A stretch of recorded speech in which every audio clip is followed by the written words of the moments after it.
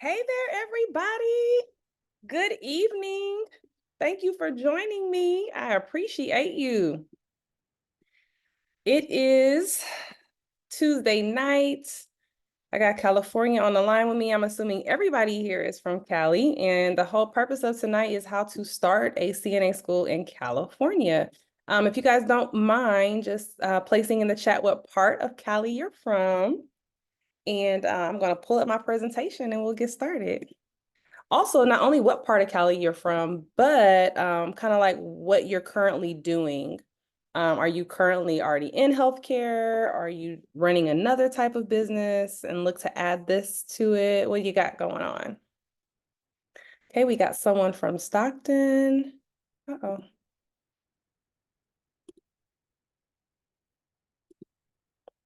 All right, an ER nurse in North Cal. Got some people from Los Angeles, Pasadena. Awesome. I'm actually going to be in California coming up here. I'll be there in June. San Francisco. Hey, Alan, welcome. Okay. Well, thank you everyone for joining. My name is Victoria Randall, and I am the owner and main consultant here with the Secret Cocktail. And our goal at the Secret Cocktail is to simplify the process of school ownership. And we help to create healthcare training programs all throughout the United States. So not just CNA. We also assist with phlebotomy, medical assistant, EKG, and more. All right, we got Gwen from Marietta. Oh, I didn't know that was a thing. Marietta, Cali. We have a Marietta, Georgia. I see. And as if you guys don't know, I am our company is based in Atlanta, Georgia. And we have quite a few different consultants throughout the United States that help us with what we do. But anyway, so for those of you who may not know me, I am a nurse practitioner and have been a nurse practitioner. This is wrong. I've been one for 9 years now. And I was a CNA for 7 years, a nurse for 14 years, and then I became a nurse practitioner 9 years ago. Ooh, time flies.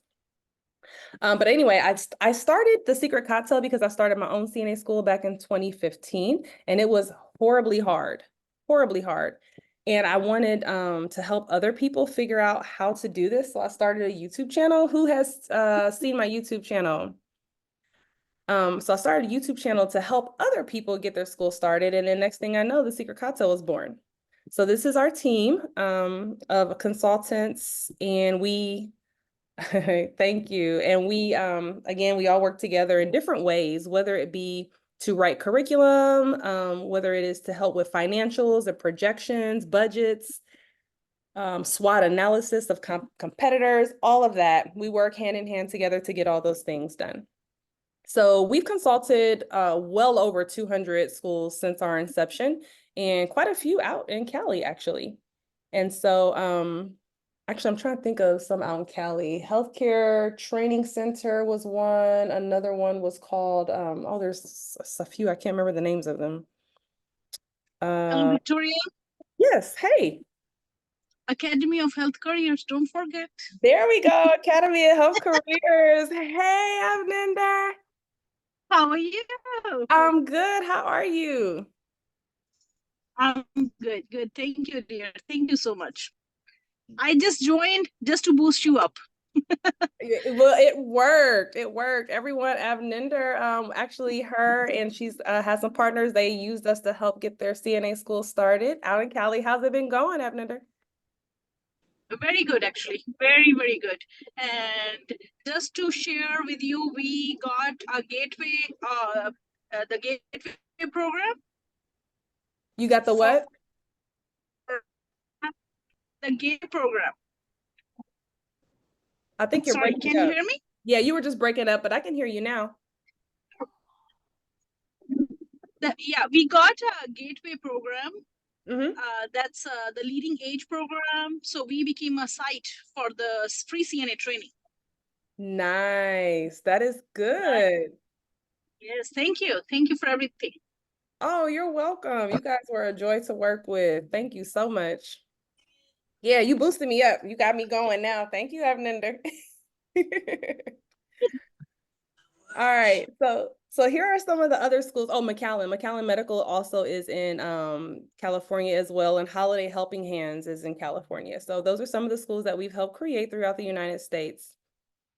So what I'd like to do now is I'm going to go through kind of the process and what it looks like to get a school up and going. And let me pull up that presentation. And this is specifically for California because it's very important to note that every state is completely different in how they go about getting a school started. So this is strictly for Cali. So hopefully everyone is here and interested in getting the school going in Cali. All right. So who here has heard of OBRA? OBRA is the whole reason why we are here today. If you have not heard of OBRA, I'm going to explain to you about OBRA a little bit. And Avninder, this probably will be a good refresher for you too. But OBRA, and I didn't see in the chat if anyone said they heard of OBRA.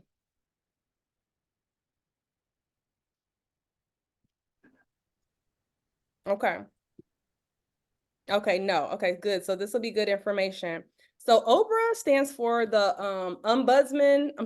Omnibus Budget Reconciliation Act of 1987. 1987, y'all. It's because of this law that they decided that CNA education has to be regulated. So with CNA education being regulated, that means the federal government said in all 50 states, in order for you guys to operate CNA schools, you have to do these certain things. These certain things have to happen. And this law, by the way, has not been updated since 1987. So this stuff is very, very old, very outdated. And you'll learn more about that as I go through here. That'll make sense to you. Oh, can you do that for me?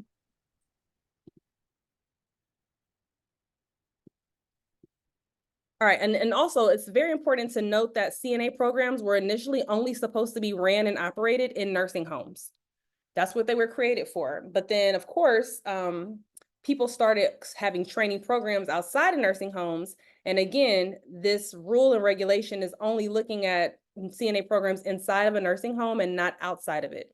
So you'll see that. Now, each state delegated a different body or entity to oversee their CNA programs. In the state of California, it happens to be the California Department of Health. All right, so we're going to talk about what OBRA is, why it was even born, and how it will affect you as you work to get your CNA program up and running. And basically, these are a whole bunch of rules and regulations your school has to abide by once you get approved. So the whole purpose of OBRA was to increase the standard of care in nursing homes because, as you know, and unfortunately the law did not help, but as you know, in nursing homes, a lot of the care is subpar.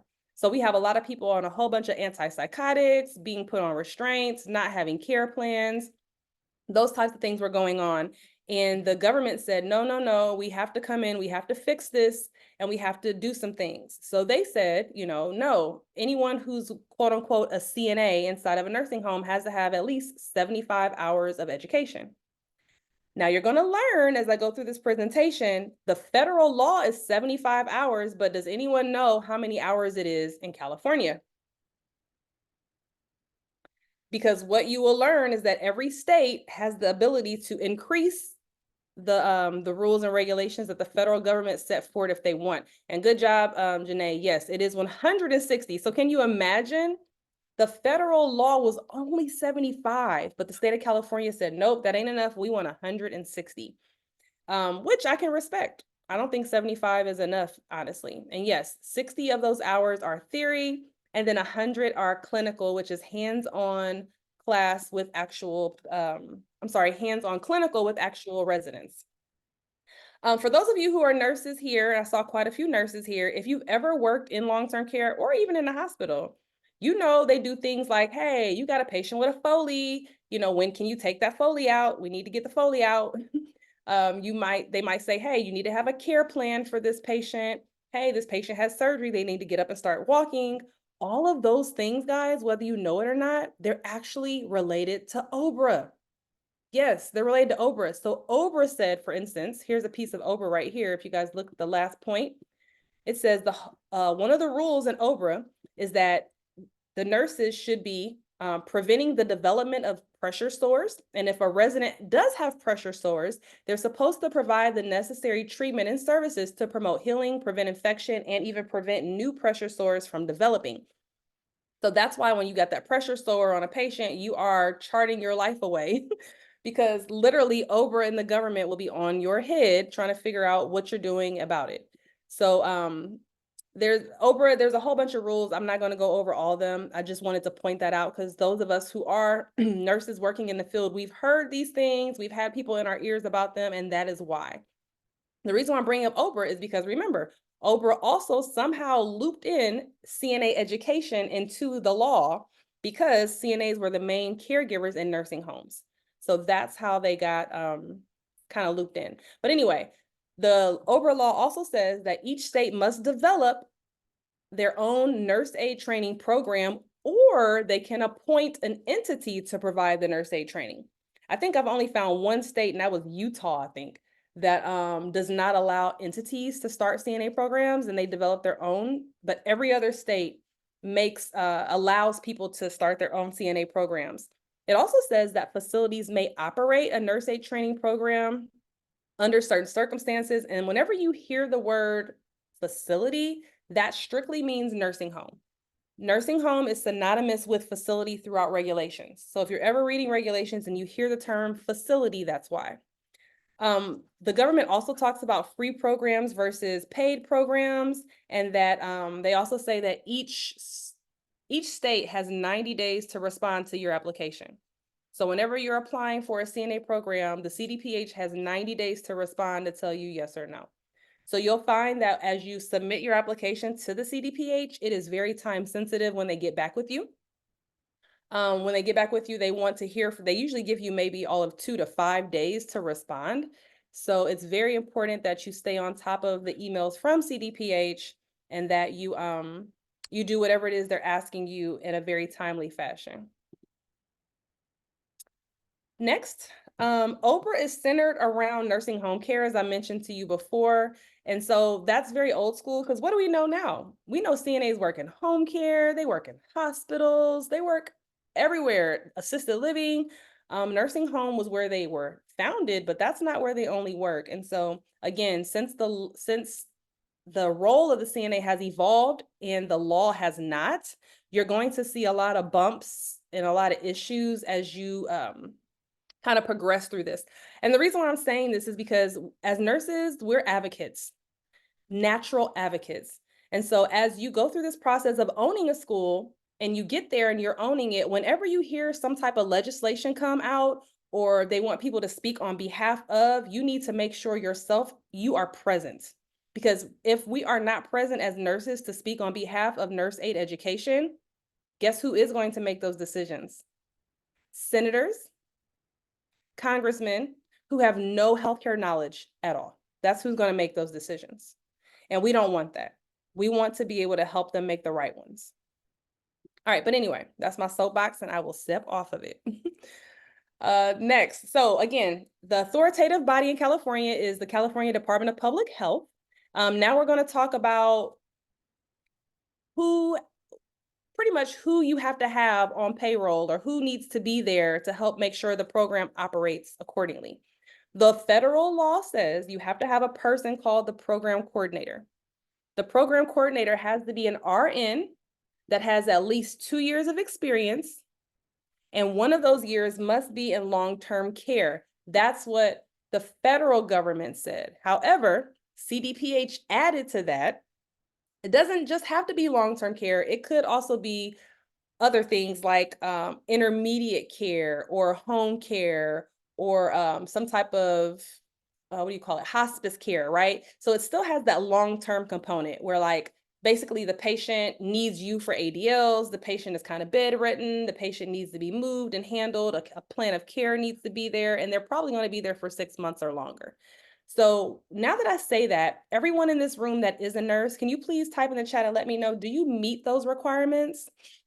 Because if you don't meet those requirements, that's okay. A lot of times I have people super duper afraid that because they don't meet those requirements, they're not going to be able to operate a program. And that's not true.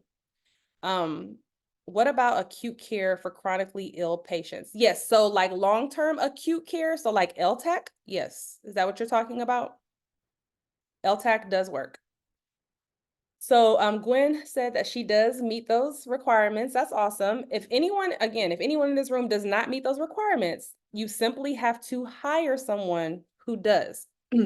And I need to know if someone in the room is in that scenario, because if you're not, I don't need to go down that path.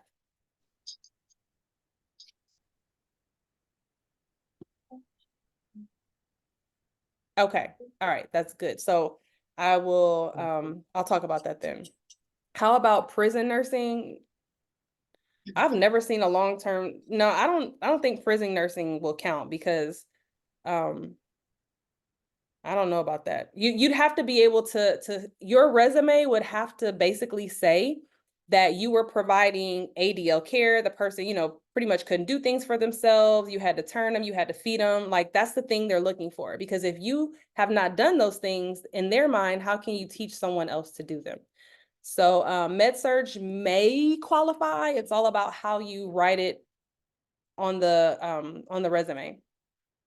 What I will say though is that we'll talk about instructors in a minute, but yeah, think of it that way. If you were caring for a person, like sometimes ICU doesn't meet the qualifications because ICU, they might be in there for a week or two and then they might go home, you know, so that's not really, I mean, not go home, but they go to a step down unit or, you know, or med surg or something. So it's all about how you kind of display it on your resume. So if you have further questions, you guys can always book some time with me and we can talk about that a little bit more in depth, or you can always update your resume and just send it to CDPH and ask them. All right, so for those of you who do not fit the qualifications and you know you might have to hire somebody for this role, I would like to say the following. Please note that this person does not have to be full-time and they do not have to be at your location 24/7. Okay, in the state of California, you can literally hire somebody on for this role in a like a stipend. Maybe you can stipend them. So maybe you'll say, hey, as long as you come stop by my school 3 times a class to do your checks, and we're going to talk about what those checks are. As long as you come by my school to do these checks, I'll pay you $1,000 a month or something. I don't know. I'm just throwing that out there as an example. 500, whatever you feel is necessary, or pays them back for their time. So that is an option, and I have seen people do that. Just 1099, a RN, and then they as the LPN may teach, or they as the RN who doesn't have that experience may teach, and so on. Any questions about that before I move on? Because I know that that is usually a huge question. Any questions?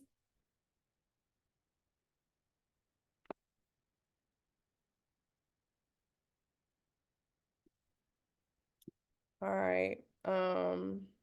Okay, if you have a question and it's too much to type, you can unmute yourself.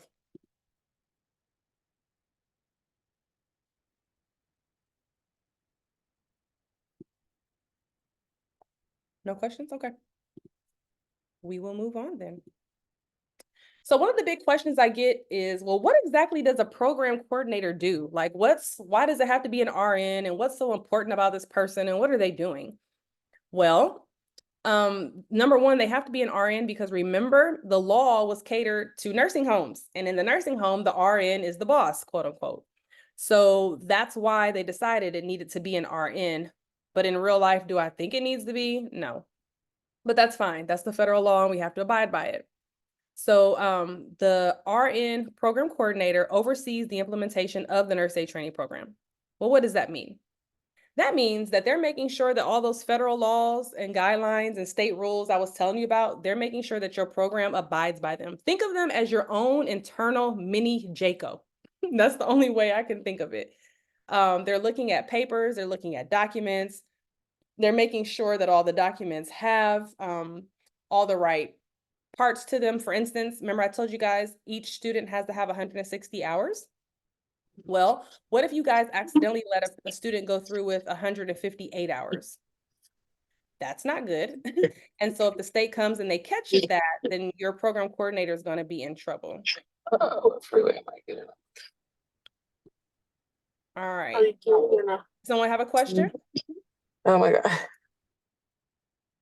Oh my gosh. Sorry, my mute was not working right. Hi, everybody. This is Janae. Hello. So I had a question on what you just said about the instructor being an RN but having LVN experience. So if someone has LVN experience in a long-term care facility but doesn't have the RN experience in long-term care facility, what did you say about that, or how would that work? I didn't say anything about that, but that is a damn good question.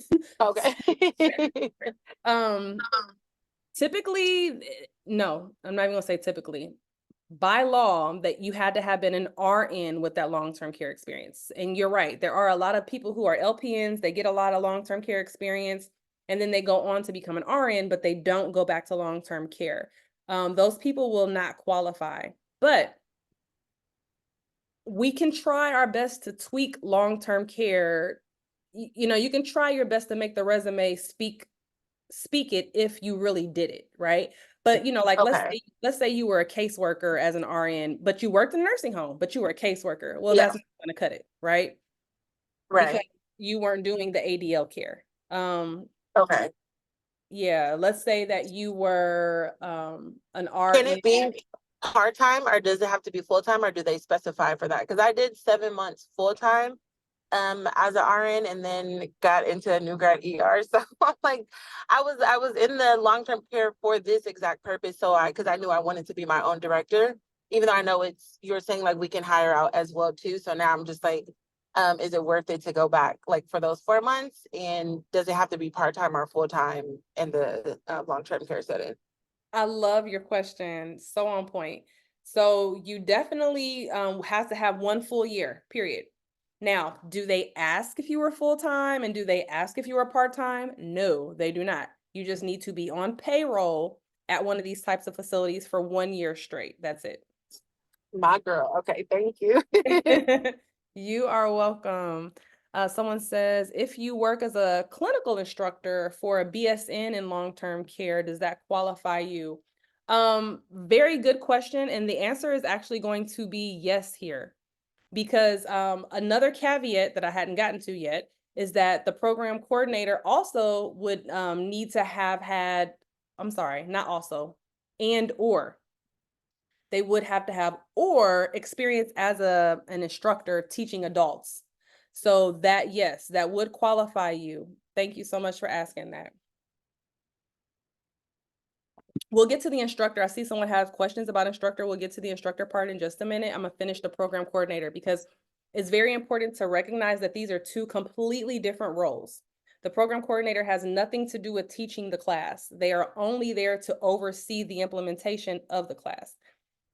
So back to this list here, we're on number 3. They must be approved to serve as a nurse aid training program instructor just in case. Okay, just in case, but they don't have to, but they do need to be approved just in case. And then they have to be responsible for filling out what's called the CDPH 283 form. And the CDPH 283 form, you'll learn, California has a lot of forms and they all start with CDPH and then a 2. But the CDPH 283 form, this particular form is the form that's required for students to go off for testing. And so the program coordinator is responsible for looking at this and saying, yep, you got 160 hours. Yep, you get all your skills like you were supposed to. Yep, you know, you did all these things, and then they send them off for testing. Next, we have curriculum development. So the program coordinator is responsible for the curriculum. Let's say you guys are teaching the curriculum. And for some reason, when your students go for testing, you sent 10 students, but for some reason, 5 of them keep failing. That's horrible because that means you have a 50% pass rate. So the state's going to ask you what's going on and why do you have a 50% pass rate? Your program coordinator is responsible for looking at the curriculum, finding out what's wrong, what skill the students are missing, and how they can fix the curriculum to ensure students are passing that particular skill. And that is a real life scenario I have seen happen many times. So that's another thing the program coordinator is responsible for. I'm gonna stop because I see someone have a question. And if you're like me, if I don't ask my question, I'm gonna forget it. So go ahead, Janae. So for the program director on the application, just because you said something about them having to be an instructor as well, or they can be one. So when you're filling out the application and you're the director and the teacher, like say you're just starting off and you're the only person on there, do you sign for both of those, or like how does that work? Because if you don't have a director Yes, you do. in That's charge of another it. great Okay. question. You could be Okay. both of those in some scenarios. And yes, you would be the person, because you're right. The document has two questions. I'm sorry, two signature marks, one for the program coordinator, one from the administrator. And so and the administrator is basically the person who owns the program. And so yes, in that scenario, you could sign for both. And then I'm sorry, there's someone who says, I can't see your name, it just says iPhone, but you can go ahead with your question. Hi, this is Tracy Bent. Okay, I wanted to clarify. I'm not a nurse as of yet, so I would be the administrator and hire an RN to be the program coordinator as well as an RN to teach the curriculum, or could they be the same person in one? They can be the same person in one. However, you do not have to have an RN teach the program. And I'm going to talk about that next. Okay, perfect. Yep. All right. Also, the program coordinator is responsible for reviewing and revising the program based on the pass rates, like I was just telling you. It's their goal also to make sure that if a student has a complaint about something, that they're going to mediate that.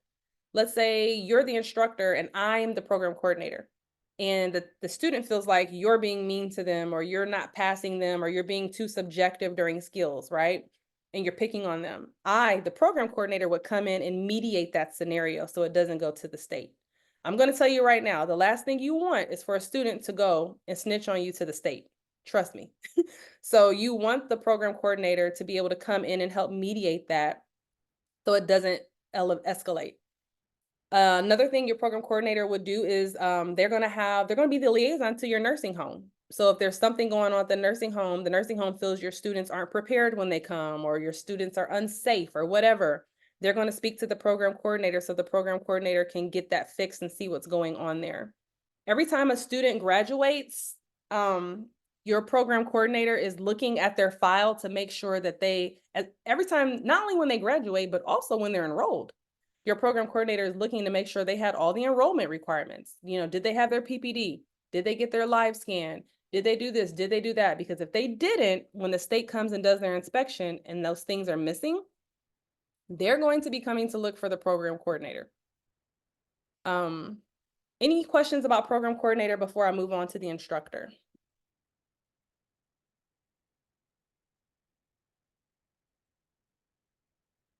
Okay, great. All right, so we're going to go ahead and move on to the instructor. So the instructor, Victoria, yes. sorry to bother you. I purposefully joined this call because I do have some of the doubts. Okay, so for the high school diploma, the students who don't have a high school diploma, as I remember during our consultant, when you did our consultant program, then it's okay to have an entrance exam. Am I right? That's correct. Yeah. None Okay. of the 50 states require students to have a high school diploma or GED. That's completely up to you. But it's my suggestion that if they do not have a high school diploma or GED, that you have them take an entrance exam. That's not required either, but that's my suggestion.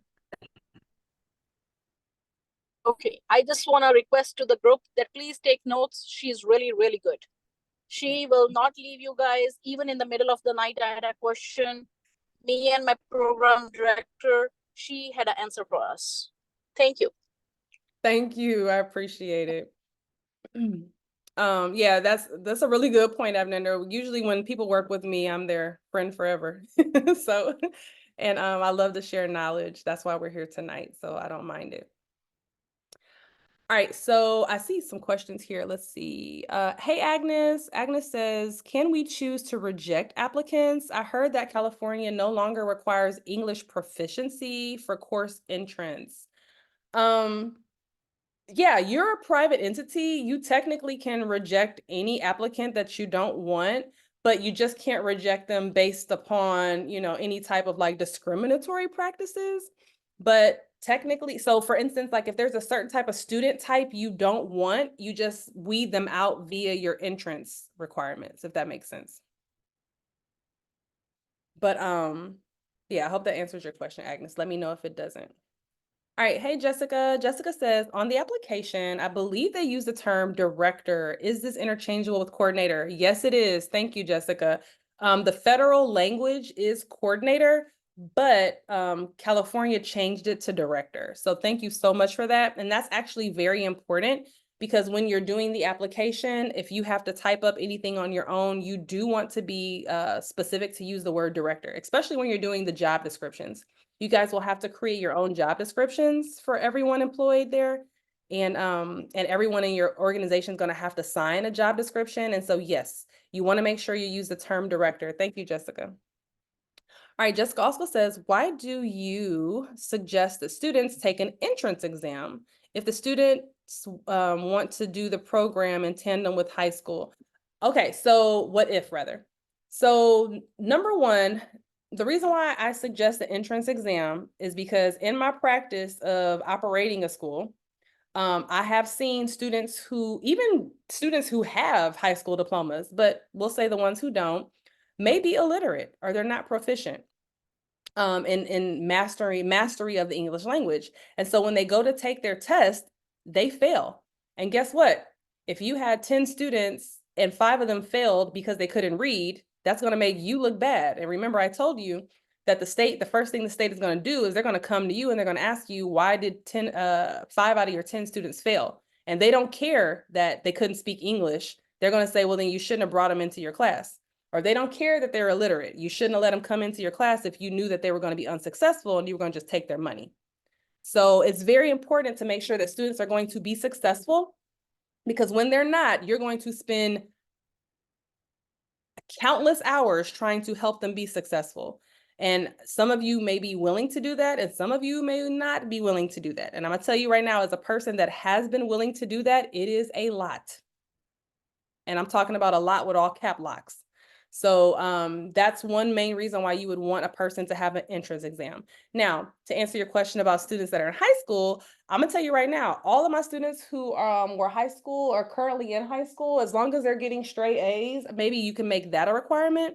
You know, as long as your grade point average is a 3.0 or more, that you can enter, because students who are in high school are very dedicated students. I'm talking about super dedicated students. So I would not count them out. You would just have to make sure that you craft your entrance your entrance requirements to meet, again, whatever your ideal student population is. I hope that makes sense.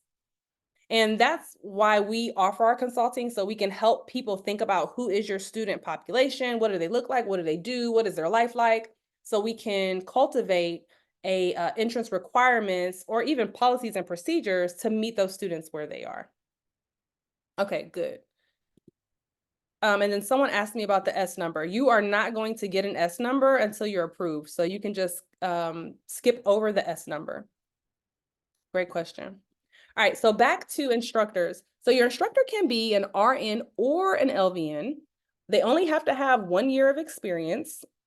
And the experience can be, again, with chronically ill, elderly in an acute care hospital, nursing home, intermediate facility, home care, hospice, LTAC, long-term care, any of those, which is very nice because most states just make it long-term care. So this is very nice that we have a multitude of options in California. Now, also, this is something to know, and this is also for your program coordinator too, I'm sorry. They must have one of the following. Either they have completed the Train the Trainer course, which is a course that teaches them how to teach adults, and it's a 24-hour course. Or they have to have already taught, like experience in teaching, which I just heard someone ask me about, so that qualifies. Or they have to have experience supervising CNAs. So remember when I said, you know, somebody asked me about ICU. Most ICUs don't use CNAs. So that's probably going to be one of their very, very first questions. You know, did you oversee, supervise, or delegate to CNAs? In ICU, you probably didn't. So in that scenario, they're going to say you wouldn't qualify. So you need to be in a scenario where you are supervising CNAs also on top of all of those things. And this language that you guys see right here, this is actually verbatim from the state's website. Any questions about the instructor?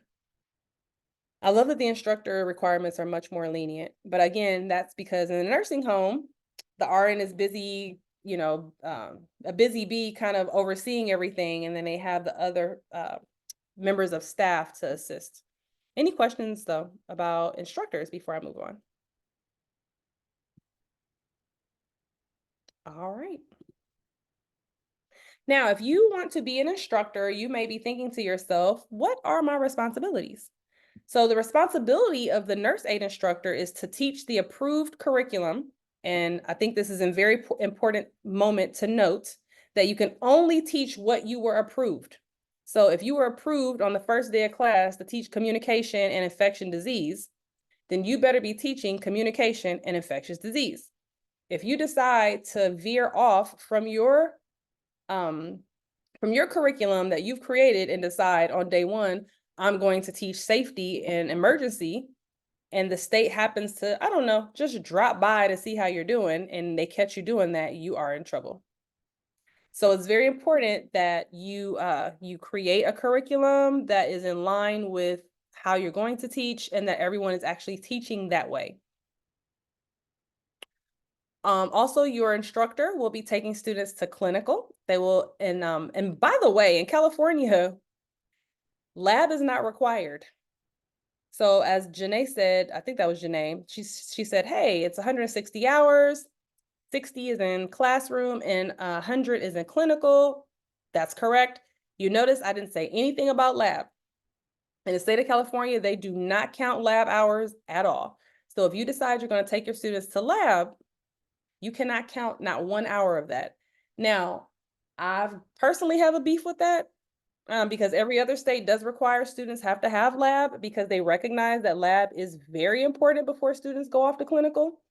You want to make sure your students are proficient before they go off to clinical and that they're not going to accidentally, drop somebody or get you a lawsuit. So that is very important. It really is. And actually, Avninder's talking to someone. Never mind. I was just going to ask you, Avninder, how is implementing labs been going for you all? Let me unmute it. Actually, it's very good, very, very good. I have to say that. And I don't want to interfere too much because you're teaching the class. If anyone has a questions at the end, I am most willing to put my inputs. And having a lab in the class attached, it's very helpful.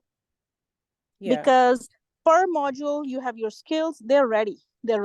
And I have seen the group that has the skills ready, you teach the skills simultaneously, their scores, their passing score is high.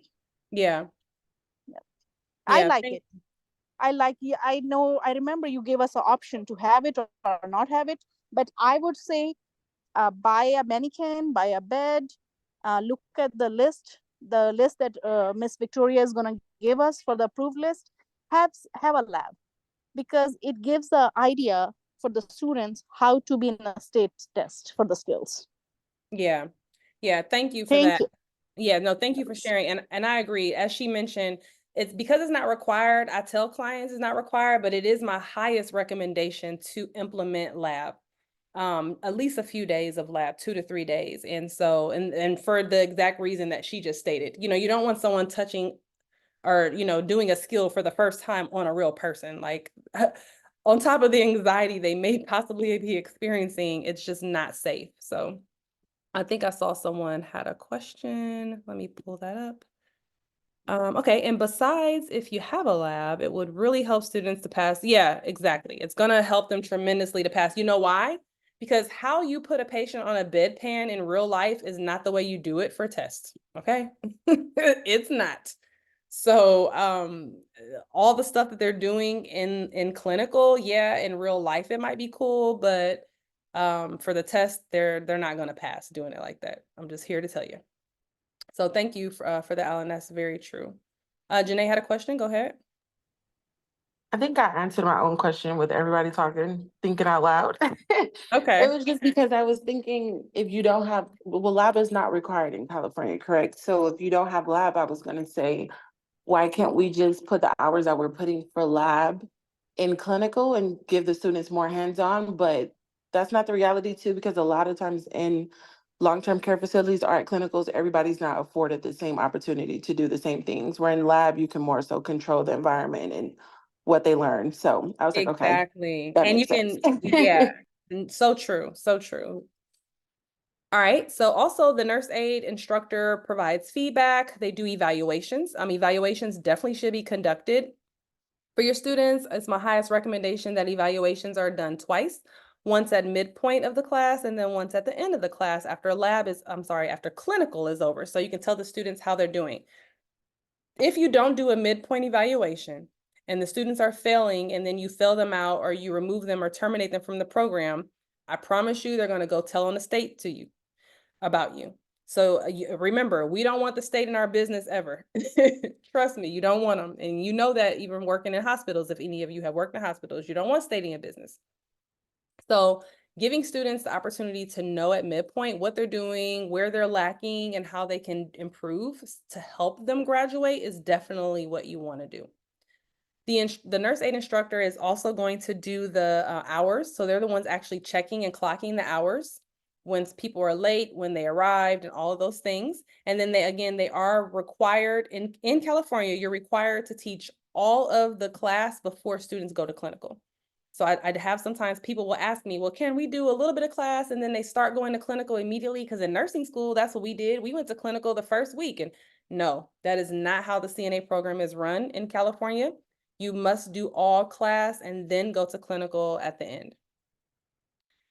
Jessica asks, if students drop out of the course and never get the exam, would that be an issue with the state numbers? No, as long as they formally drop out, no. But if they actually pass your class and then go on to take the state exam and fail it, that messes up your numbers. When you say teach all the class before clinical, do you mean students must do all the didactic and theory and then all the clinical? Yep, that's exactly what I'm saying. That's exactly what I'm saying. All right, so there's a federal law everyone should be aware of, and that is that all students must have 16 hours of education done very early on before they ever even go to clinical. But as I just mentioned to you, California doesn't even allow that to happen anyway. So it really doesn't matter, but I think it's still important for you to know the law. Before students even touch a patient, they're supposed to understand how to properly communicate, how to prevent infections, how to respond to emergencies, and how to promote and respect resident rights. They have to know those things. And then FYI, all nurse aides must register with the state once they are certified. And there's actually now a national registry. I don't know if you guys know that or not, but there's this thing called where nurse aides are hopping from state to state. So if I was a nurse aide in Georgia and I got caught abusing and hurting someone and I lost my CNA, well, I don't care. I'll just go over to Illinois, take another class for 3 weeks and become a CNA again, and I'll just work in Illinois and start my life all over. That's what CNAs were doing. Well, all the states got wind of this, and so they created a national database. So now there's even a national database, and not all states have opted into it, but you can actually log into, it's like a misconduct registry, and anyone who's ever been reported for misconduct as a nurse aide is on there. So I would highly recommend you guys to look into that. You know, if you're bringing students in and you have a student that, especially, I mean, just do it for everyone, but especially, you know, if you have someone who's transient, you should definitely be checking the misconduct registry to see if they're on it. Okay, not everyone's new to the game. Some of them know the game very well and will play it very well. All right, so again, here's our state requirements: 160 hours, 60 of class, lab not counted, 100 of clinical. It is also very important to note that you are not allowed to do clinical past 8 p.m. Very important to note. A lot of people will attempt to like do evening classes and say, oh, we're going to go from 3 to 11 or something for clinical in the evening class. Not possible. So that does make it a little hard for people who are in the evening classes, because, you know, 5 to 8, I mean, you'll be doing clinical for the rest of your life doing that. So in those scenarios, people who have evening classes will typically make their students do clinical on the weekend, maybe, because the whole purpose of me going to an evening class was because I work during the day, you know, or whatever is going on in their life. So please consider that. Next, there is a student to instructor ratio. Did you guys know that? Did you know that? I thought that was so interesting when I first started this work, is that there are student to instructor ratios in every state. California is 15. For every 15 students, you have to have one instructor. Mind blowing for those of us who went to nursing school, isn't it? All right. Let's see. Someone asked a question. Is it possible to do online classes for theory and then do in person for clinical? Yes, it is. And we'll talk about that, Alan. That's a little bit towards the end of my presentation, but that is a very good question. You can, but there's some things you need to know about that. All right. So, did you know, this is just kind of a fun little did you know you are able to make your program a little longer if you wanted? So just because the state of California says your program is supposed to be 160 hours does not mean it has to be. You can make it 170 or 200 or whatever you want. So you can make the program longer. Other states do have different hour requirements that may possibly prohibit your CNA from transferring from state to state. So let me give you an example. Let's say I'm a CNA here in Georgia and I just graduated 6 months ago. Well, guess what? In the state of Georgia, I only need 85 hours to become a CNA. That's it. And then I'm like, you know what? I'm about to move to California. I'm about to start doing this traveling CNA stuff I hear everyone talk about. I'm gonna go up there. And then I try to go up there and I try to transfer my CNA certification to California. Well, it's very possible that California could ask for my transcript.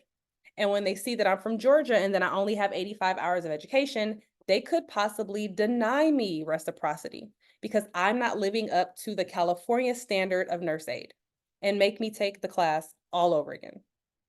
Now, I'm telling you this because even though California has 160 hours, which is probably one of the highest requirements out of most states, there's a few states that have 175.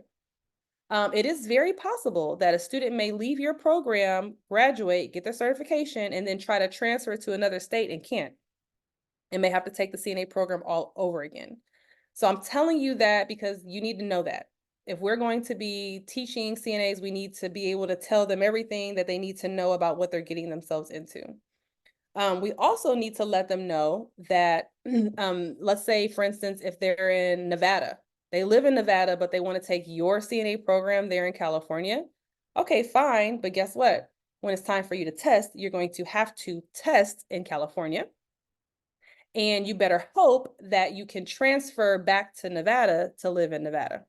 Does that make sense to everyone? Let me know if you need clarification on that. It's not like nursing license. They do not transfer in that way.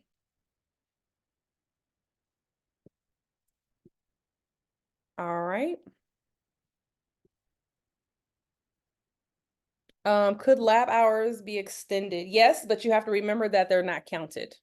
So even if you extended lab hours to make the program longer, the transcript is always still going to say 160 hours because lab doesn't count per California. All right, so one of the big questions usually is, well, how much is this application even cost? Well, guess what? The application is $0. Yay! In California, it is $0 for the application because you only have to apply to the CDPH technically, and I'll talk about what I mean by that in a minute. But the CDPH application is a free of charge app. Now, there is a such thing called the BPPE in Cali. Has anyone ever heard of the BPPE? It stands for the Bureau of Post-Secondary Proprietary Education, AKA Department of Higher Ed. It's basically your state's Department of Higher Education. Have you all heard of BPPE before? Okay. Janae, you must have been following me. You heard about that exempt, girl. Yeah, that's correct. So the application to the BPPE is actually $5,000. And this is, in case you guys aren't really sure what this means, this is an application to become a private college in California, basically. That's what it is. And once you become a private college, you can offer any type of non-degree granting program you want. So you could offer HVAC, cosmetology, barbery, massage, you name it, right? So you get a license to do that. However, in California, you can be exempt. Okay, so you apply to BPPE It's a $250 application, and you can be exempt from having to pay that application fee and applying as long as your program is under $2,500. Okay? And most CNA programs in California are under $2,500, so it works out. But if your program is going to be $2,600 or more, then you're going to have to apply to the BPPE and get a license as a school. And I think the only time I would really say go for that is if you do plan on adding additional programs later. Then yeah, you definitely want to go through the BPPE and get approved. But if you're just going to do CNA for now, then go ahead and just file for exemption on that.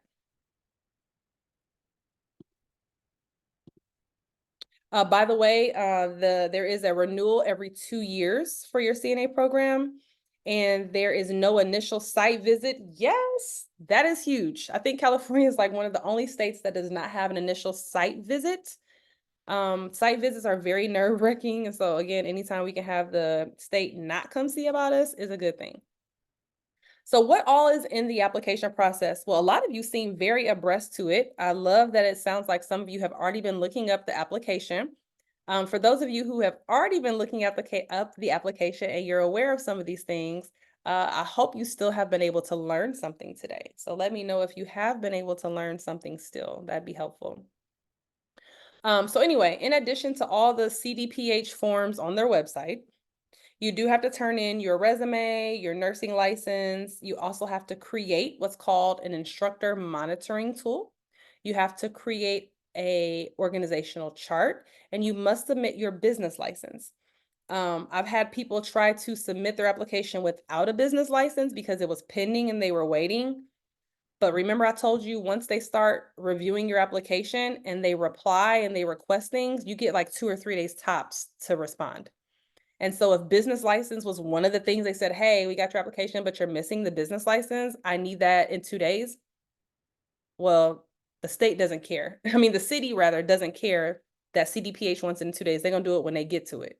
So please do not submit your application with this mind frame of, I'll get that later, because your whole entire application is going to get kicked out and you're going to have to start all over again. I've seen that happen multiple times. There's also things that are really required to start a CNA school that are not even in the application at all, which is very concerning. And I've had people call me who have started their own CNA programs in California with kind of like these stories like, oh, my student was doing this, this, and this, and I couldn't get rid of them. And I don't have policies and procedures. Can you please help me create policies and procedures so I can hold my students accountable? Yes, California does not have policies and procedures for students. There is a policies and procedures manual for your organization, but not for students. So technically, you can get your program approved and have no policies at all to hold your students to, which is scary. Anyone who's operated a school, everyone has at least one nightmare student who does everything possible to work their nerves and get over on them and make them lose money. So you don't want to be in that scenario. So anyway, there's a student policies and procedures document that you guys really should be creating. There's different types of operational forms like student evaluation forms, instructor forms, even enrollment forms. Like there's so many documents that are kind of missing that you still would want to have. I see some questions here. If you already have a business license, can I use that business license for my CNA school? Is the business license in the name of the CNA school? And is the business license already at the address where you plan on putting the CNA school? If the answer is no, then no, you're not going to be able to use that business license. Okay, yeah, because they're going to check. If it's the same address and the same business name, you good.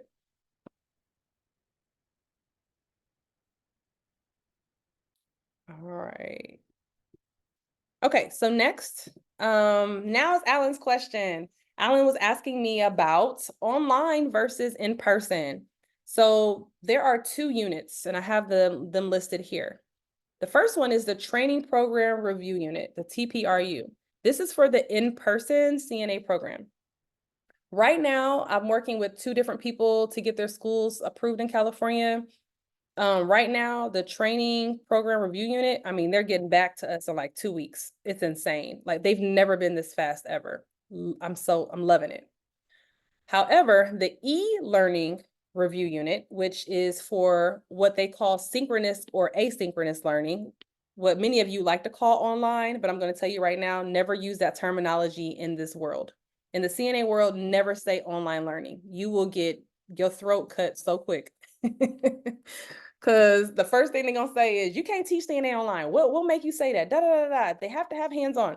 Never use the term online. We use the term hybrid, blended, but in California, they don't like either of those either. They like synchronous or asynchronous.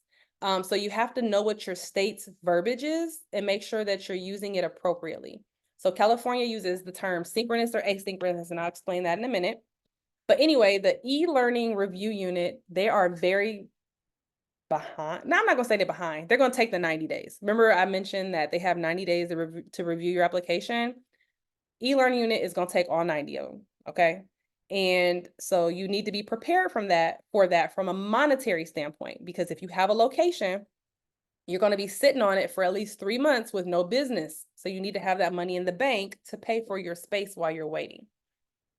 Synchronous learning is when the student, it's basically live learning. You're here, I'm here, we're talking together, you're learning from me. What we're doing right here is synchronous.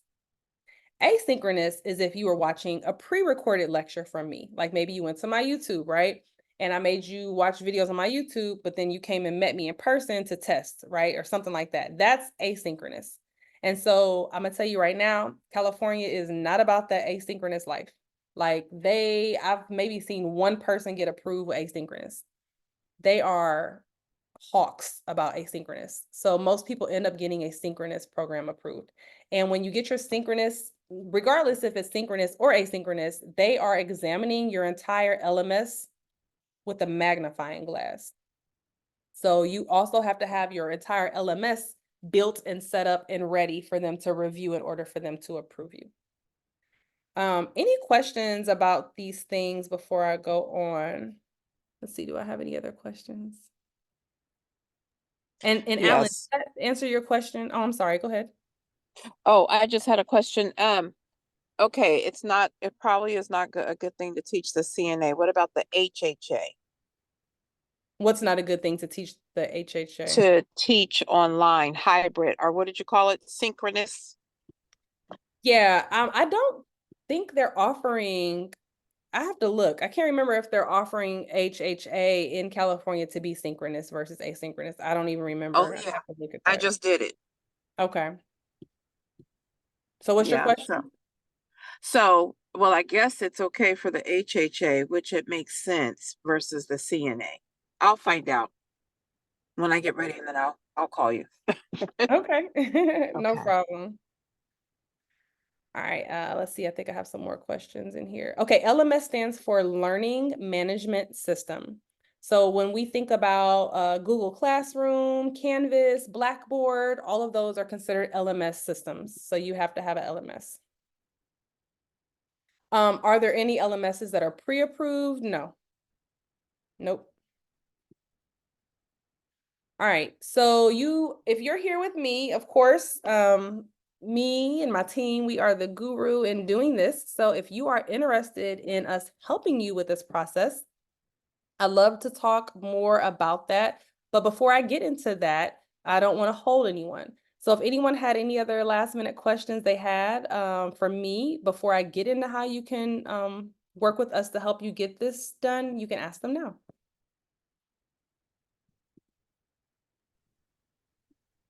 Victoria, can I interrupt you for a minute, please? Yeah. Okay. From my experience, she's a blessing. Like, I'm not saying it, like, she helps you a lot, because dealing with CDPH is not fun. Approving LMS for the school, it's nightmare. Like, it is nightmare. LMS getting the online approval is the toughest approval. It is. And she helped us through the entire process. She helped my coordinator to sit with her hours and hours to get approval for online. Victoria, I do have a question on the one that you said for the modules. For the modules that simultaneously clinical and theory, they have to go simultaneously. But please interrupt me if I'm wrong. I don't want to confuse the other group too.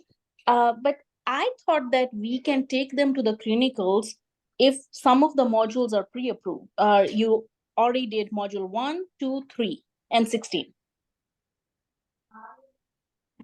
And then you're saying they can go to clinical? Yes, they can go to the clinicals as long as their module 1, 2, 3, and 16 are done. Yeah. Please. So I will say this. I'll say this. Federally, legally, yes, they can. Okay. Okay. Because those are the first 16 hours of education I talked about. But does CDPH like that? And do they make you write your curriculum outside of that? Yes. Uh-huh. And let's talk about that too, because Avninder, that's a really good point. There are multiple people at CDPH who are approving these applications. Multiple Okay. people, Okay. right? So let's say Avninder is looking at applications and I'm looking at applications. Let's say Avninder is like particular, Patsy, you better do it like I said. You had a space here. You shouldn't have did that. Why did you use and? You should have used or. Like she's just super particular, right? But me, I'm just laid back Leslie. So I'm like, oh, okay, she filled out the application. Everything looked like it's where it's supposed to be. Okay, great, I'm an approver, right? So I've seen two applications who were exactly alike, one get eaten to hell and the other one immediately approved. And I've seen that because I'm the one doing them. So I'm saying that to say that it really depends on it's a very subjective process and it's all about who's looking at your application. I have had reviewers say, no, all of the information needs to be taught before they ever go to clinical. And so for that reason, because I know there's so many reviewers like that, we just do it like that. But what Avninder just said and what we spoke about earlier about those certain modules being taught within the first 16 hours, that's the federal law. And so technically, yes, you could do it that way. Thank you. So will this be recorded? I missed out the first, I was kicked out. And so will you resend the recorded version again so that we'll get what we missed or no? I usually don't, but I'll consider it. We'll see if it downloads. I see something flashing, which I'm not sure if it's going to download it afterwards, but I have been recording the whole time. Or if you could just send over the slides like cost. I missed the first half. So even like cost. I have a location and so I am ready and considering. I just missed the first part of the important part. Well, Mavis, it's okay if you want to kind of stay after, ask me a few questions, you can, okay? I appreciate you. Thank you. Yeah, no problem. All right, so if you guys wanted to work, hold on. Actually, I think I saw a question in the chat. Let me answer it. Agnes says, how many hours can a theory class or clinical class be? Can it be 8 or 12? I've had people do 8, I've had people do 12, I've had people do 4. So they really don't care about the length of it. It just can't be past 8 p.m. in clinical. Okay. All right, so let's go ahead and talk about how, if you want to get the school approved and if you want to work with us, how we can help you. So we have 3 tiers of service. And I'm going to go through each tier, and they're divided into tiers based upon how you work and what your budget is, if that makes sense. So the first way I would say the best way to work with us could be mentorship. So in mentorship, in this particular tier, you have to be a person who is very self-motivated. You have to be very self-motivated and you need to be very computer literate, right? So if you feel like you're very uncomfortable with computers and you need someone to kind of hold your hand through things, then mentorship is not for you. So mentorship is for, you meet me virtually once a week, and you also have online videos that walk you through things that you need to get done before we meet. And then we also have, you have one-on-one sessions where you meet with me one-on-one. And then we do the group coaching. That's the once a week meeting. So the once a week meeting is group coaching. You also have your own one-on-one sessions with me. So you can ask me direct questions about your particular state and your situation. We also have webinars that we do that different experts come in and educate you all about things in entrepreneurship.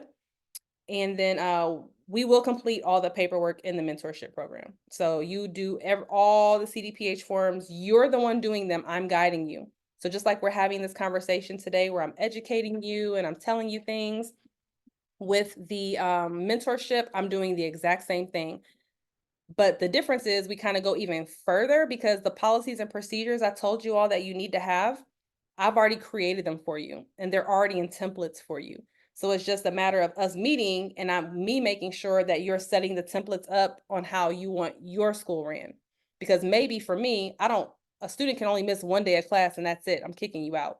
But maybe for you, you feel like, no, I think it's okay. They can miss 3 days, that's okay. Life happens. Everyone has different ways they want to run and operate their programs. And my goal is to make sure that you know your pros and cons and the best practice solutions, and that you get to independently choose how you want things to be done. And I'm not choosing for you. I think that's very important. Next, so anyway, that's the mentorship program. To be very transparent, mentorship is $4,000. And if you want, you can do payments. So the payments are $700 a month for 6 months. Mentorship, again, mentorship, you have to be very self-guided, and it does take a while. Like people who are my mentorship program usually take about 6 to 9 months to complete all their paperwork. And I want to say that that's not uncommon. This paperwork is a lot. The next tier is our 3-day seminar. And I think I had mentioned to you all when we first got on here that I'm actually going to be in California in June. And so I'll be in the Los Angeles area. And so the seminar is going to be in Los Angeles. It's 3 days. And the seminars are really made for people who do well one-on-one in person, right? So if you do well in person, maybe you're kind of computer literate, but kind of not, like you're in between, because I'm still there to kind of guide you through on your computer and help you with things, but you just really do better one-on-one and you want to just get this application done and out of the way, then I would highly recommend the 3-day seminar. So the 3-day seminar, we complete all the paperwork. It's 8 hours every day. It's not just me kind of talking to you like I am now, kind of like, oh, this is what you do and this is what you do. No, this is what you do. Now get your computer out, pull that document out, and let's fill it out. So it's definitely getting the entire application done in a matter of 3 days. So it's intense. So you have to be able to sit there and be able to get through that. If you are a wiggle worm, then that probably isn't for you. But anyway, the seminar, we will do all the applications, all the policies I talked about that will protect your business that the state does not require you to have. We will even do those. And by the way, I didn't mention that, but that is also in the mentorship program also. The difference here is that because we're together and because I have to rent a space for us to be together, then that the seminar, the 3-day seminar is $5,000. And we just asked for half down, so $2,500 down, and then the other $2,500 2 weeks before the event. I just put the link to the event in the chat. So you guys can, if you're interested in the seminar, when I come down, it's going to be June 9th. Oh, actually it's a 2-day, I'm sorry. It's June 9th and 10th. June 9th and 10th for 2 days. All right, I think I saw a question here. Let me see. All right, Jessica said, what are some things that the state will be looking for on the site review? We'll talk about that in a minute. Victoria, what about you guys adding LPN programs? Yes, it's a beast, but yes, we are doing that now. We're taking 3 LPN programs a year. So we can talk more about that. Victoria, my question is, if you do your 3-day seminar, at that point, when you're completed with that, are you ready to submit? Yes, you are. Yeah, you're ready to submit. When people leave my seminar, they have, I'd say, about 85% of the entire application done. There's 3 things that typically people have to walk away and do. For those people who don't have locations, that you have to get a location, and you have to get equipment, and you have to get your nursing home contract. But for people like Alan's already got his location. Alan's already got his business license. Alan's already, So for Alan, unless I don't know, Alan, do you need to get a nursing home contract? So he would probably just have to walk away getting a nursing home contract, and then he'd be ready to submit his paperwork. So, and we even talk about the nursing home contract too in the seminar, because it's important to me that you know how to obtain that nursing home contract. So we talk about strategies to get that nursing home contract, because you don't have a CNA program without a nursing home contract, by the way. You just don't. So, but anyway, 85% of the app is done. The footwork that you have to do that I can't do and only you can do are the things that still need to be done. Can I ask you a question regarding, so I have a day program for adults with disabilities. That is my license and my facility. Yes. And I have a business license and I have already have the facility for it. My question is, how can I intertwine them so that I don't have to obtain, or do I have to obtain a different license? Great question, Mavis. And so I'll answer it real quick. So I have quite a few clients who have day programs that are adding this. So this is not new. Typically you will have to get a separate license if you're naming it different. Because what's your current program name right now? Catalyst Cares Adult Day Program. Okay, so Catalyst Cares Adult Day Program. Most people don't want to sign up for a CNA school that's called adult care program, right? Maybe I want to sign up for a school that says Careless Cares. That makes sense. But then this adult day program or whatever may throw them off and they may be confused. So sometimes when people have a business name like that, that does not transpire or kind of like make sense for both scenarios, they may get a different business name. And so with that different business name would require a separate business license. Now it can still be in the same building if you have space for it. That's not a problem, but it may require a separate license in this, and that if you want to name it something different. That's perfect. I appreciate you. Yeah, no problem. All right, and then finally, we have tier 3, which is our done for you project management. Complete project management is what we call it. And in this scenario, you get a dedicated consultant who will meet with you once a week to talk with you virtually to learn about how you want your program set up. And then we go and we do all the paperwork for you. And we go and get everything set up. So on your end, you still have things you have to do, right? So I can't sign a lease for you. I can't get your equipment for you. You still have to do those things. But as Avninder mentioned, you know, I'm giving you places to go. I'm giving you the list to use. I'm walking you through the cheapest way to get these things done, because our biggest goal, as I mentioned at the very beginning of this presentation, is to save you money. I know we cost money. I get it. But I can't tell you how many people have spent $30,000 and then they finally call me and say, I need help. I mean, we get those at least once or twice a month. So people are going at this not knowing what to do and wasting a lot of money in the process. So our goal is to help you save money so that you can put more money towards the business. But anyway, complete project management, you have a dedicated consultant. We complete the paperwork. We complete your handbook, your policies, procedures, your syllabus, even the things that are not required for approval. We do that. And then we even are with you 60 days after approval to help you transition into ownership in case you have questions or concerns. And that's exactly what Avninder was actually mentioning too. But I think they're past their 60 days, but I love them. So I still answer any questions they have. I think I see a question in the chat. Where's her program at? Where's Avender's program? In California. We helped her open her and her business partners, we helped her open her program in Cali. Where? I've never, what city is that? I don't remember. Bakersfield. Okay.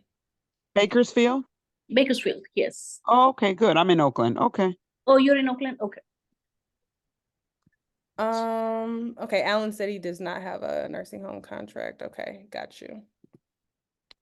All right, so anyway, for the state of California, our complete project management is 10,000. We just asked for 5,000 down, and then the remaining balance is divided over the course of 3 months. Because it typically takes us 3 months to complete the paperwork for you. Because we are seasoned, we can get it done a little quicker. How many of you have been going at this application so far? I'm interested to know how many of you have been attempting to do the application so far, and how long have you been working on the application is what I'd love to know. And I'm gonna put the links to all the different services I just mentioned in the chat, so you guys can have them in case you have questions. You can review them afterwards. Victoria, I have several questions. One, and you probably mentioned this at the beginning. How lucrative is a CNA program here in California? Two, how do you charge? And I have one other, and I don't remember it right now. No problem. So I always love the question of how lucrative it can be, because that has only to do with you, the business owner, right? So if I said, this is Victoria's CNA school and I started it tomorrow and I just hung my little name out and I'm just sitting there waiting for people to come, whoever happens to walk by is who's going to sign up. But if I'm very marketing savvy and I get what marketing looks like, and I'm not afraid to market, put my foot on the ground, meet people, get with nonprofits, get with different agencies, I don't mind spending $2,000 on ads, I don't mind doing things, then I'm going to do very well. So I think that when we talk about how lucrative it can be, we already know healthcare is needed. So that's not even a question for any of us to be asking. The question is, how dedicated are you and what kind of resources do you have to promoting your program? That's going to determine how lucrative it is. Okay. Now with you said the other question was cost. How much does startup costs, like program? Startup cost, yeah, startup costs would you advise to have? Okay. So for startup costs, we have first equipment, and then we have a reserve budget for items until the business gets up and running, right? So those are two different types of costs. So the first cost for startup, I've had people that started up off of $3,000. I've had people that purchased everything brand new and started off of $15,000. So it goes back again to how resourceful are you? Are you going to go and buy brand new $3,000 hospital beds, or are you going to find some for free or for $500 being, given away online? Exactly. That has a lot to do with it. But the next question is, well, let's say rent, maybe I know someone who knows someone, so I can get my rent for $1,000, but you don't know anyone. And so yours is $5,000. Well, in the bank, everyone should have 3 months of overhead in the bank. So now automatically, just off of rent alone, your overhead is $15,000, where mine is $3,000. So we do offer a service called determination package, and it kind of helps people determine whether or not this is even the business for them, because we get that exact same question all the time. And so we kind of put together the determination package to help people really determine what this is going to look like. And the determination package takes about 4 weeks to complete between us and you to get that done. And how difficult is it to obtain the nursing home contracts? Well, it ain't easy, but it also has to do with who you know. If you have been in the long-term care game and you kind of know people, it's not going to be hard. But if you've not been in the long-term care game, and it's going to be a little bit more challenging. I also highly suggest anyone in this room who needs a nursing home contract to have 2 of them, because once one of your nursing homes gets in trouble with JACO, they cannot have students for 2 years. And if they can't have students for 2 years, you can't have students for 2 years. We're not spending all this money, time, and energy to be able to not run a program just because our nursing home got in trouble. So please have more than one nursing home contract. But anyway, to answer kind of your question, I want to make sure, repeat your question one more time so I make sure I'm answering it. How difficult is it to obtain and there's actually a 2-part, and how do you go about obtaining, I guess is the question.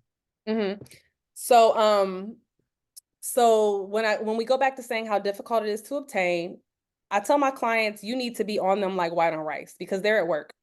And we have to think about that. When you call, I have people, oh, I can't get a nursing home contract. Well, how many nursing homes did you call? I called 2. And how often did you call them? I just called them twice last week and once this week. Well, you ain't getting no nursing home contract signed like that. I make all of my clients who work with me, I give them a list of 10 clear nursing homes, and you need to contact all 10 of them 3 times a week until someone talks to you and signs a contract.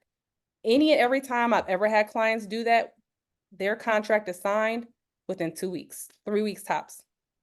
But if you're just kind of, you know, working full time, making those phone calls when you can, and you're only kind of getting around to 2 and 3 of them, you're not going to get a contract signed anytime soon. It's a full-time job almost. Do you find these places specific to your site? Like, how do you, or anywhere you can get a contract? Anywhere you can get a contract, but they really like it to be within a 30-mile radius of your school. Got it. Got it. But if you're online, that's, you know, that's a whole nother story. If you're doing the e-learning, then you can have it anywhere in the state of California, which is beautiful. Got it. Got it. Got it. Okay. Victoria, can I add something to this? Please. Okay, with our school experience, because my husband owned a medical transportation company, through his links, use your links. Wherever the links you can use to get in, once you guys have the students, they appreciate you a lot. Because a lot of nursing homes get call outs over the weekends and they love your students. Yeah, but you know, and it's so funny because then I've had some nursing homes that will tell my client that they don't want students on weekends at all. They only want students there when admin is there. And so they won't even have them on evenings or weekends. It just really depends on the nursing home.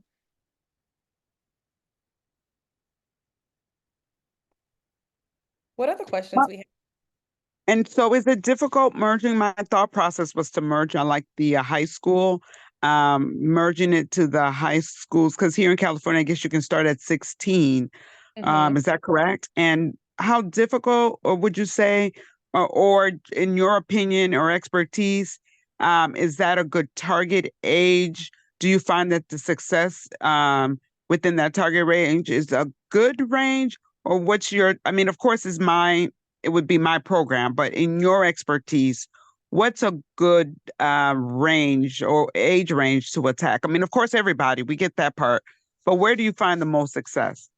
I never say anybody, ever. You're not gonna do good in business just trying to get everybody. I believe this is my personal belief, and in my years of business, this is what I've learned. You need to have a niche. Just like with your current company right now, you have a niche, right? And so you're not saying, oh, I'll babysit anybody. I don't care if you're 2 or if you're 90, you know?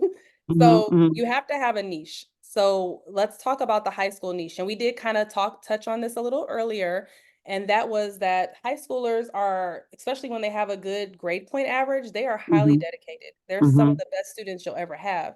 And so if you're looking to partner with any type of high school or whatever, I think it's a good look. Now, those students also have different challenges that other students might not have. Like maybe they might have a transportation challenge, or you know, they got to depend on their parents to pay or whatever, right? You know, they have different challenges, but they definitely are a good demographic rather to go after.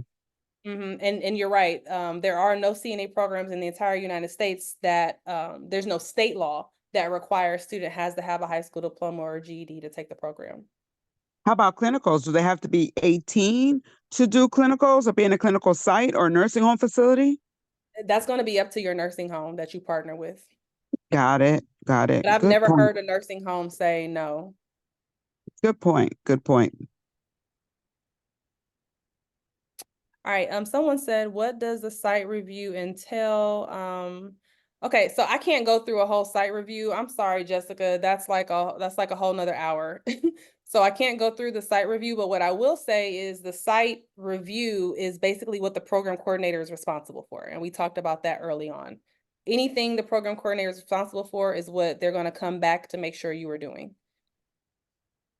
If students are in high school, are there issues with students going into clinicals? Okay, so we just answered that. All right, any other questions for me? How soon are you available? Or do you have a calendar of when you're available?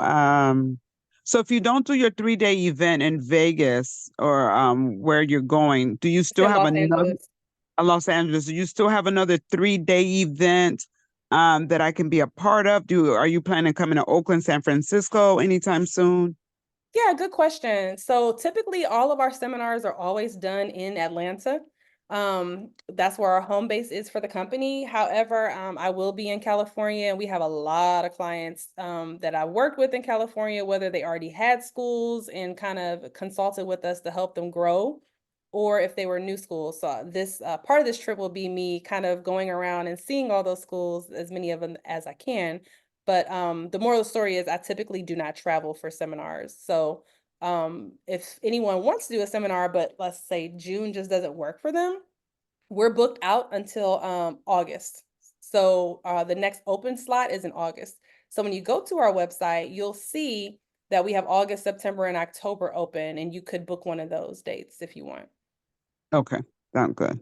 And then also, if anyone wants like to have a one-on-one call, I just put a link in the chat to book a call. We have free 15-minute calls that you can book, or if you just wanted to get more in depth with your own personal state-specific questions, then it would be my recommendation to book an hour-long consult.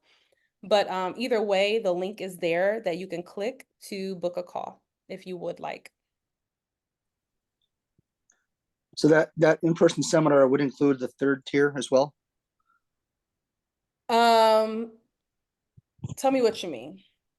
The third tier, where everything is done, the $10,000 one, or were you referring to the 3-day seminar in August?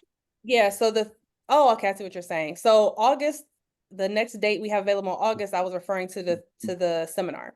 If The someone 3-day. wants to do complete project management, yeah, we're open at any time to take on complete project management. So you could hire us on at any time.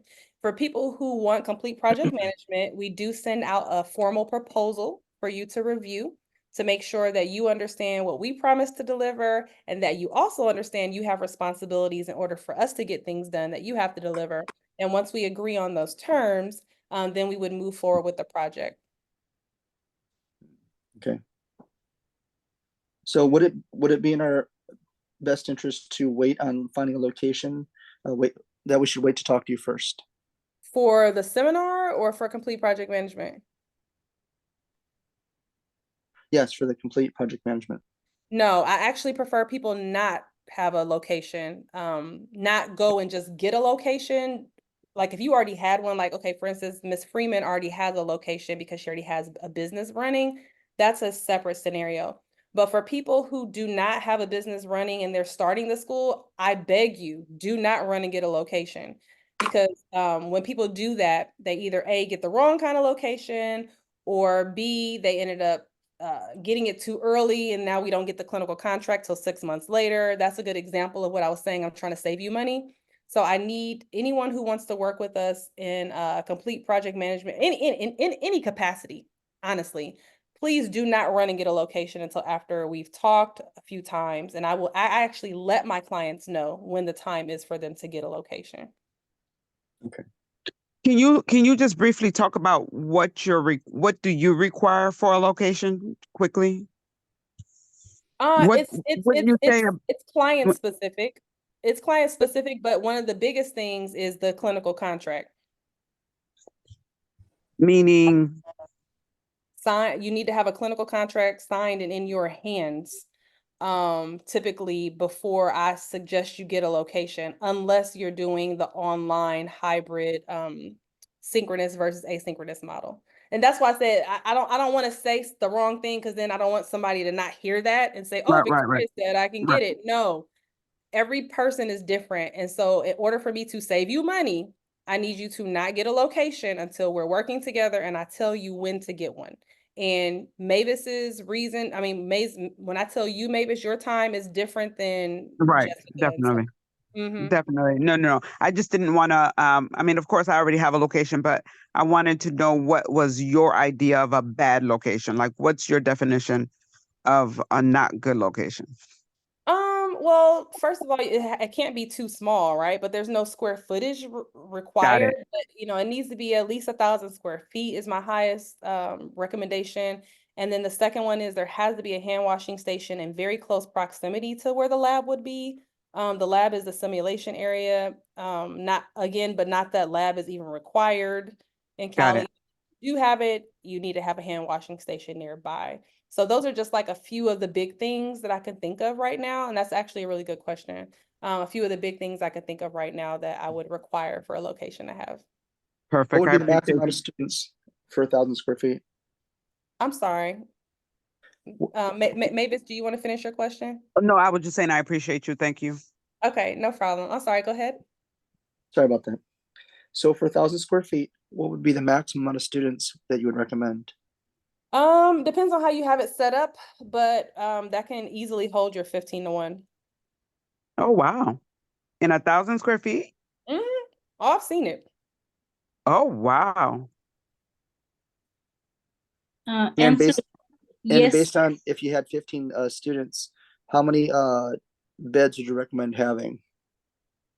Let me also back up and say 1,000 square feet is the bare minimum and it's gonna be tight, but it's doable. Yeah, just to put that disclaimer out there. I don't want anyone to feel like, oh my God, I have to have this 2,000 square foot place. You know, I've seen people start in very humble beginnings and then continue to grow from there. But ask your question again, Agnes. For 1,000 square feet, which is the 15 to 1 ratio, how many beds should we have? The state does not have a requirement for that. So, I mean, it's going to be hard to get more than 2 bids in that small of a square footage. Well, how about just for the ratio? Say that again. How about just for the ratio? And I realize there's no skills lab requirement. Yeah, there isn't any. So You can do one then, is what you're saying. correct. Got it. Okay. Yep. Any other questions? All right. Well, I thank you all so much for joining me tonight. I really do. If there are any further questions or concerns, I put the link there for you to book a call with me or a member of my team. So if you book and it says Deja or Amy or somebody like that, it's okay. They can talk with you too. But I'm just as happy to speak with you as well. And I thank you all so much for taking the time to join me tonight to get this information. And if there's anybody, I'll stick around for like 5 more minutes because remember, I'm in Georgia, so it's almost midnight here. But I'll stick around for 5 more minutes. And if anyone has any further questions, you can stick around to ask me. Otherwise, thank you guys so much for joining me. It is a pleasure and an honor to for you to come to me for this information. I don't take it lightly. Victoria, thank you for a refresher course. You are welcome, Avninder. Thank you for popping in. I was very happy to see you. Thank you. Thank you, dear. Thank you. Thank you. Avninder, what is the name of your school in Bakersfield? It's Academy of Health Careers. Academy of Health Careers? Uh-huh. Okay. All right. Academy of Health Careers. Okay. No worries. And is there a bed requirement, Victoria? Say that again? Is there a bed requirement? Can you elaborate? Is there a particular type bed that is required for the school? Oh, okay. Yeah, there's definitely a bed I highly suggest. There you can do like the real deal hospital bed. Those are very expensive. They also have the kind of like crank beds that are considered hospital beds. But the goal is to make sure that there are not what's called telescoping rails on the bed. Those telescoping rails are considered restraints and are not even allowed in nursing homes. And so very often it's just not good to have those kind in your location. Okay. So I'm very interested, just as where I bought your beginners package where you pointed me to the application site. It was a very beginners course, which was wonderful and helpful. So I'm definitely interested for sure. I've been tracking you for a long time, a long time. And now that I have the building, so we'll talk. We're definitely interested for sure. Yeah, so we're definitely interested. I'm definitely going to reach out. I'm probably going to be at the 3-day course. I just think that that's the quicker route for me. Yeah. That's just kind of, I can get everything that I need at one-stop shop. And so if you could just kindly send me the recordings to get what I missed from the beginning, that'd be great. Yeah, no problem. I'll have my team probably just download it to YouTube. Perfect. We get a lot of people inquiring about California, which is why I decided to do this tonight. And then I'll have them send the link out to everyone on our email list. You're amazing. Thank you so much for your time. Yeah, no problem. Thank you so much for joining. Is it possible to see the first 8 slides really quickly? Of course. Let me pull it back up.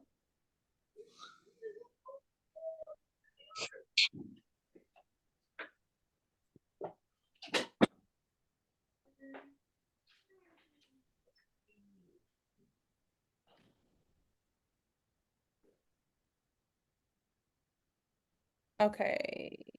So in the beginning, we talked about OCRA. Did you want to get past OCRA or?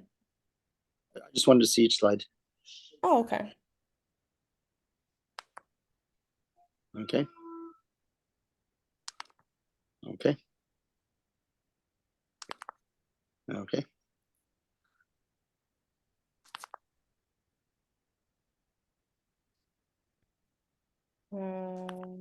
This one. Okay. I think I'm caught up now. Good. Okay. All right. Now, how many days did you say that the complete package would take to do the $10,000 package? Yeah, so typically we get it the application done in 3 months, 3 months time. If sometimes it moves a little quicker as long as our client delivers things that they need to deliver on time. An example of that would be the resumes. I don't know why, you guys, but resumes, like in my 6 years of doing this, it takes people forever to get me resumes. So I don't know why, but it does. So resumes tend to be a big problem in delivery, but as long as I get resumes when I'm supposed to, which is we talk about the very first meeting, and I get like when I say, hey, it's time to get the nursing home contract fulfilled, and you can get that fulfilled, things like that, then we can get it. I mean, I've got it done in 2 months tops, but for the most Well, part, the goal is to get it done in 3. and so you said also supervising CNAs in that type of setting is actually ideal, right? Correct. Does that have to be current? Like, is there a time frame to that? What do you no, there's not. There's not. As long as you've done it in your career, you're okay. That's correct. So it doesn't have to be like within the past 5 years or something like that. No. Perfect. And for how long? Is like 1 year, something like that? Say that again? Did you say that the supervision had to have occurred over the course of 1 year? That's correct. Yeah, it has over the course of 1 year, and it doesn't have to be a consecutive year. It could be 6 months here and 6 months there, as long as that person has at least 1 full year of experience in long-term care or hospice or home care or whatever, whatever's considered that long-term care. And you said a hospital was okay permitting there was a CNA. Hospital's okay, but we have to think about what type of a unit that was. Like, was it a bariatric surgery unit? That's not No, okay. it was like the You know what I mean? telemetry. It was like step down where they did have CNAs. I know, but even telemetry is questionable because all those people are walkie-talkies. Oh no, not a lot of them, but I get it. I get what you're saying. But yeah, where I've worked, I've had to yeah. They're looking for people that are going to be sitting in that hospital bed for 6 months or longer, needing ADL care.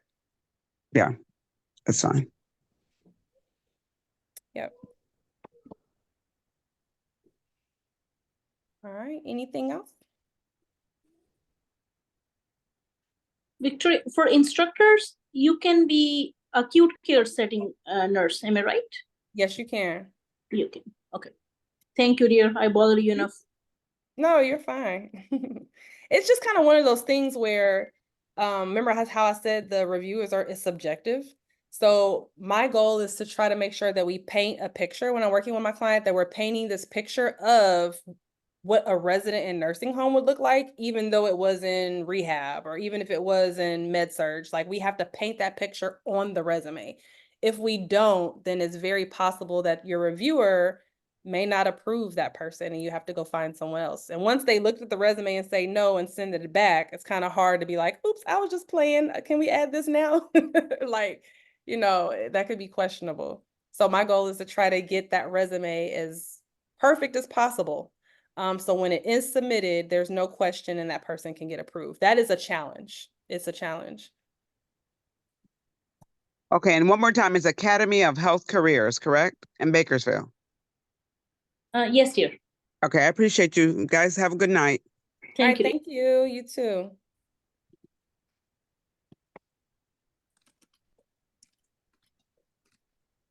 Oh, I'm gonna stop this.